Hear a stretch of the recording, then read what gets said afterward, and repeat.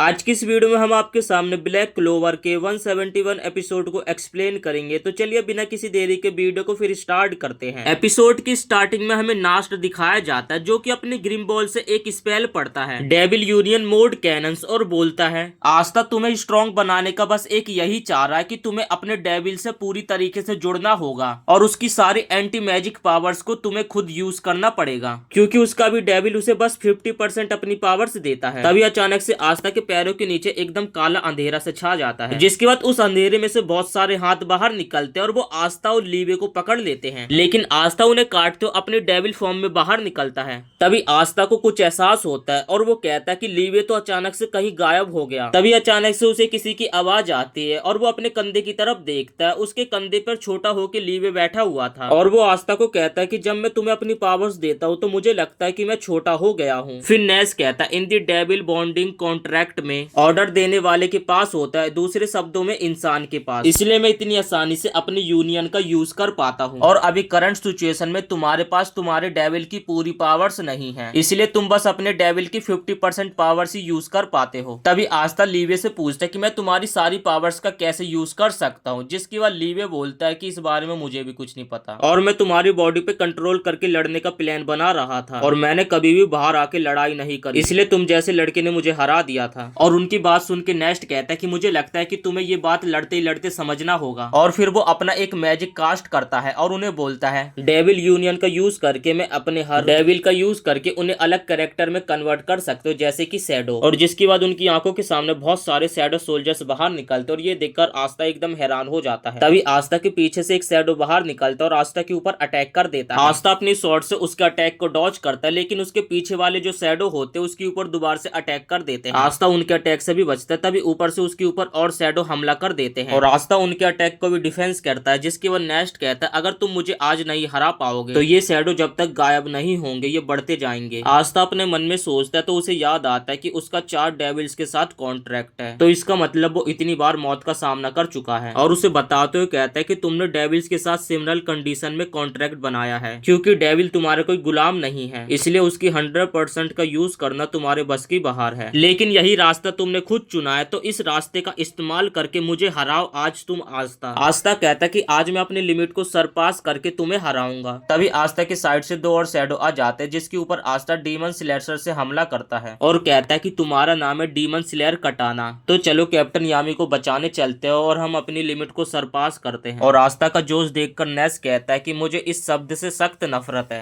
Scene shift होकर हम Uno को बैटलफील्ड पे देखते हैं और यूनो की बहुत ही बुरी हालत हो गई थी और वो कहता है कि तुम बाहर क्यों नहीं आते, कब से छुप कर बैठे हो और मुझे देख रहे हो। इसके बाद एक बंदा बाहर निकलता है और वो कहता है कि मैं फॉर्मल वाइस कैप्टन लामरेस हूं। वो कहता है कि तुम हमेशा की तरह सही कर रहे हो, लेकिन वो शोर मचाने वाली स्पिरिट का जो कि तुम्हारे साथ रहती है। आस्था कहता है कि वो मेरी अभी ग्रिम बॉल में, लेकिन यहाँ पे तुम क्या कर रहे हो। सीन शिफ्ट होकर हम देखते हैं कि आस्था और यूनो को नेस्ट ने बहुत ही बुरी तरीके से हरा दिया था और वो दोनों जमीन पे पड़े हुए थे। तभी नेस्ट कहता है कि फिर से तुम दोनों हार गए। तभी आस्था चिल्लाते हुए कहते हैं कि वाइस कैप्टन नेस्ट ये बहुत ही ज्यादा मुश्किल है, हम कितने बार भी कोशिश करें लेकिन मैं समझ नहीं पाता हूँ कि इसे कैसे जीतूं। और वो अभी तक अपनी पूरी पावर से नहीं लड़ रहे थे। ये है पावर डेविल यूनियन की। और ये बताइए कि मैं ऐसा क्यों नहीं कर सकता। हालांकि जब मैं ब्लैक मोड में होता हूँ तो मुझे चोट लगती है और साथ ही साथ लीवे को भी लगती है, और ऐसा ही सेम मेरे साथ भी होता है। जिसके बाद आस्था धीरे धीरे बॉक्स की तरफ बढ़ रहा था और उसे खोलता है तो उसमें बहुत सारी कुकीज होती है खाने के लिए, और आस्था उसे बहुत ही मजे से खा रहा था, लेकिन लीवे का कोई भी रिएक्शन नहीं होता है। और आस्था खाना खाते हुए कहता है कि खाना खाते हुए मेरे घाव भर रहे हैं और मेरी ताकत भी पहले की तरह वापिस आ जाती है। तुमने कहा था कि स्पेड किंगडम के रजिस्टर मेंबर्स ने इन्हें एन मैजिक के साथ बनाया है और जब हम मिलेंगे तो उन्हें थैंक्स कहना होगा। तभी आस्था खाने के बाद लीवे को कुछ कहता है कि कुछ मीठा खाने के बाद मुझे एक आइडिया आया है,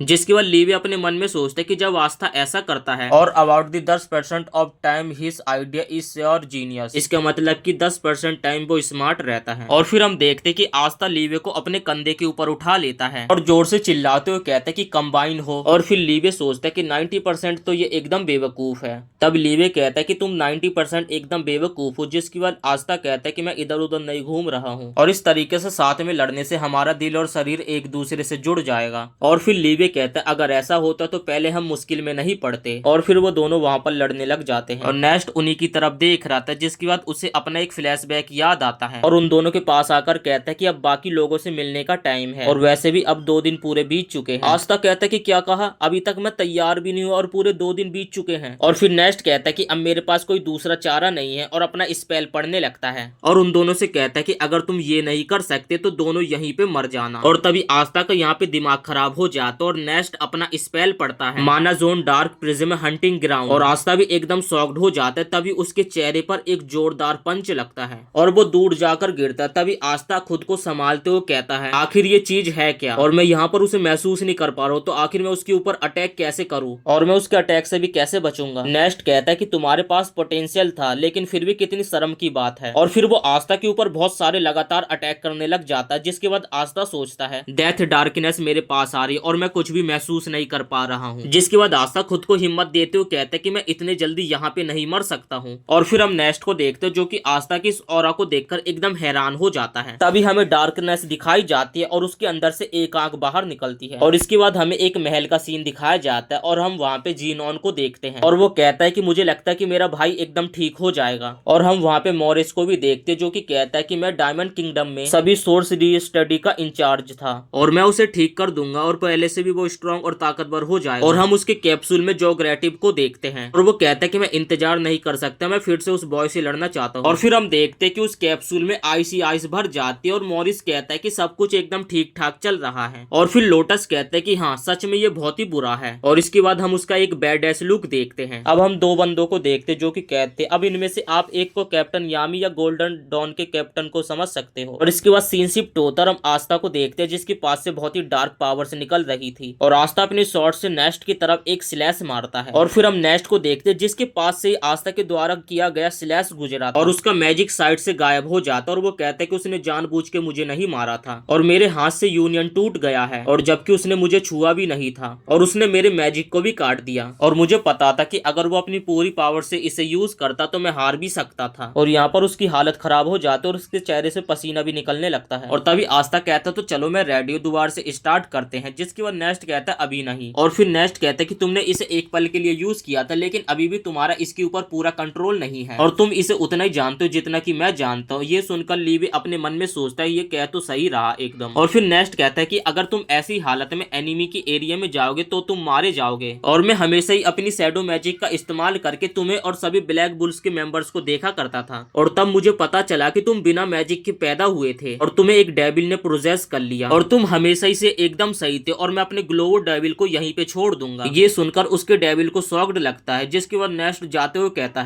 है कि हम वहाँ पे जाने से पहले अपनी पावर्स को पूरी तरीके से पुश करेंगे, और हो सके तो तुम भी अपने आप को जल्दी से पुश करो और हमारे साथ ज्वाइन हो जाओ। मोलेडो डेविल बोलता है कि मिस्टर नास एक मॉन्स्टर है। और इसके बाद हम क्लोवर किंगडम का सीन देखते और सभी मैजिक नाइट एक साथ इकट्ठा हुए थे। तो इसी के साथ एपिसोड 171 खत्म होता है। वीडियो पसंद आई तो वीडियो को एक लाइक करके चैनल को भी सब्सक्राइब जरूर से कर देना 172 एपिसोड देखने के लिए।